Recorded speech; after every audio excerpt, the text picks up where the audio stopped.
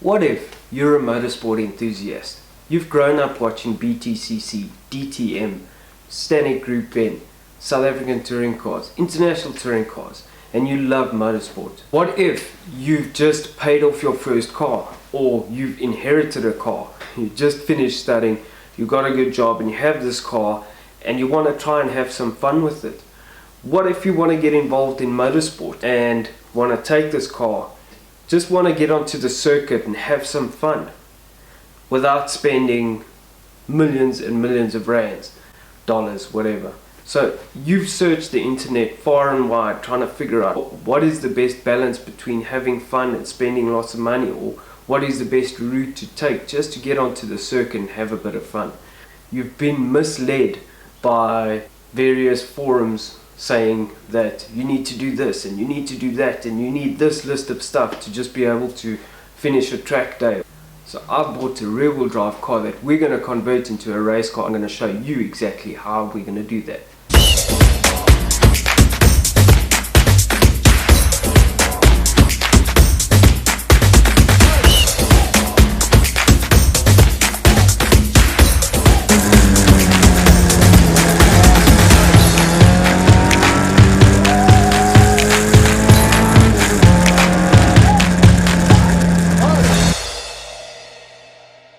So what did I get? What is the platform that we're going to have to be working with? Well, I really didn't think that my first one of these would be a 4-cylinder. I'm a big fan of the brand. I've always been a fan of the brand, and they've got an amazing racing pedigree and racing heritage. I wanted something rear-wheel drive, and I wanted something that really there's a lot of support for, and there's ultimately at the end of the day it'll be a really fun thing to drive. So without further ado, here it is.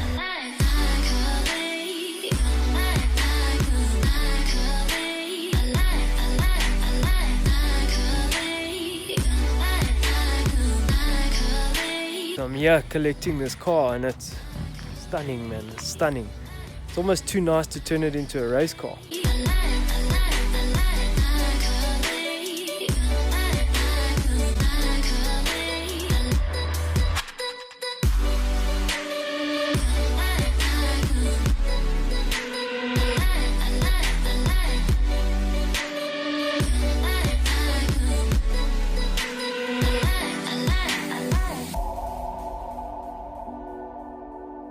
So what is it? Well, it's a 2004 BMW E46 318 Ti.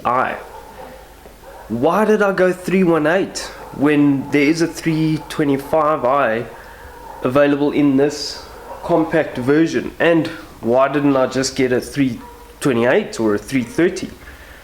Well, this car became available through a friend of mine, and it's I got it for an amazing deal, number one. But number two, this chassis, to quote the old owner, it has a wheel on each corner. There isn't a lot of overhang, and in this configuration, the 4-cylinder motor provides the best balance in terms of weight distribution. So what motor do we have to work with? What is this 4-cylinder that we're using? Let's have a look. There it is, in all its glory. This is BMW N42 2-litre 4-cylinder motor. It has double VANOS, so that is variable valve timing on the intake and the exhaust cam, and it has an actuator at the top of the cylinder head, which effectively controls valve lift. So BMW, I think, call that the Valvetronic system. So it has double VANOS with Valvetronic. Now, this was not BMW's finest hour in terms of engines. There's not a lot of support for this motor. It also doesn't make a ton of horsepower, so it does, however, mean that it is quite reliable.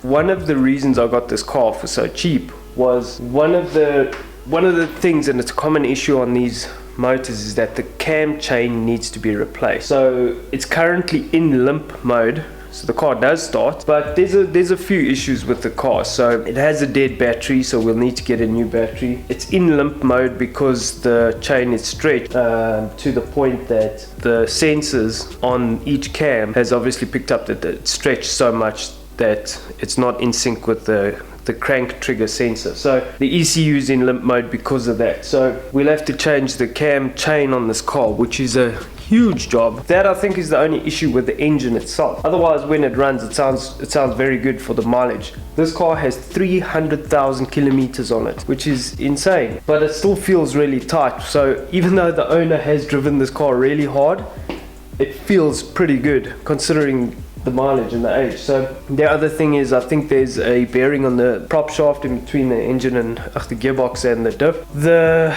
center bearing needs to be replaced. We're gonna have to change oil. This will be in the next episode, us changing this cam chain. It's a massive job, but I got the tools. We're just gonna give it a crack. Why not?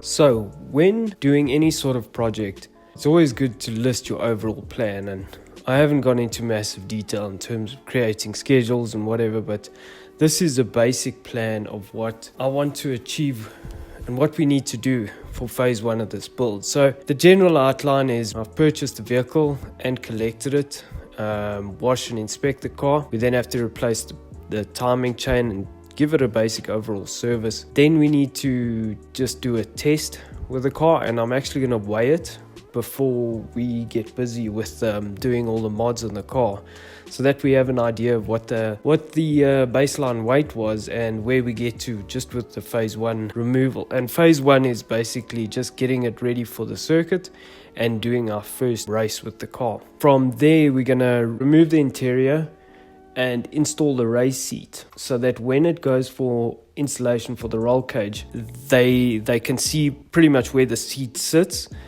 so that they can allow space on the side, because a lot of the time the seat makes contact with the B-pillar post that comes down. And then once that's done or in process, then we'll purchase a lot of the stuff. So in other words, the steering wheel, the harnesses, brake pads, blah blah blah blah blah. So once it comes back from having the roll cage installed, we'll then install the safety harnesses, the seat and all that. But we'll first obviously give the roll cage a lick of paint. Then there's some safety stuff we need to install. We actually need a master cutoff switch and a fire extinguisher. We'll do the brake upgrade. For phase 1, we're just going to do a brake pad upgrade, which will be fine. Suspension, we're going to do a shock upgrade. Now, you could just go and put a set of shocks in and lowering springs and go and do a race.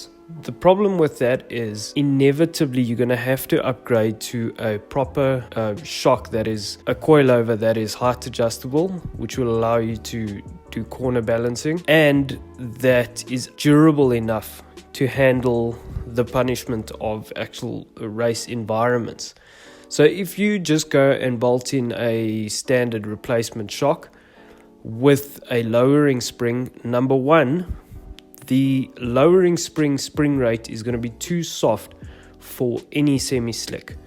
So it effectively means that you will just have way too much body roll, and you'll end up chewing up your tires and cause premature wear on the tire. So with that in mind, I'm not going to I don't want to spend twice on this build. So the idea is that these mods are long term. So when you spend money on something, you want something that's going to be durable and last. You don't want to buy something and then have to replace it later. Do a lot of research and figure out what is the best shock spring combination that's going to work for you, and go for that, especially on something like a shock coilover. It's really worth spending money where it counts. And that is one of the areas that it does count, similar to safety. Alright, so now that we have a plan of what we're going to do, let's give this thing a wash. It's all clean before we start with the cam.